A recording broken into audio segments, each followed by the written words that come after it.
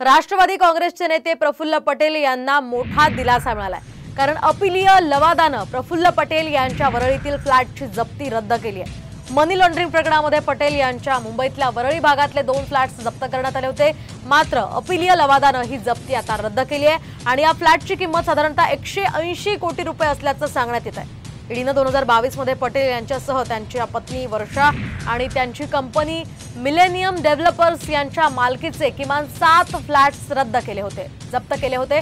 तर गँगस्टर इक्बाल मिर्ची यांच्या पत्नीकडून ही प्रॉपर्टी पटेल यांनी बेकायदेशीरपणे खरेदी केल्याचा सुद्धा त्यांच्यावर आरोप होता, मात्र ही मालमत्ता इक्बाल मिर्चीशी संबंधित नसल्याचा दावा ईडीनं लवादामध्ये आता केलाय आणि त्यानंतर लवादानं ही जप्ती रद्द केली आहे। आपण पाहतोय ज्यावेळी महाविकास आघाडीचं सरकार होतं त्यावेळी या सगळ्या नेत्यांवर कारवाया सुरू होत्या आणि आता सत्तेत सामील झाल्यानंतर त्यांच्यावरच्या या कारवाया हळूहळू या ठिकाणी काहीशा नाहीशा होताना दिसतात।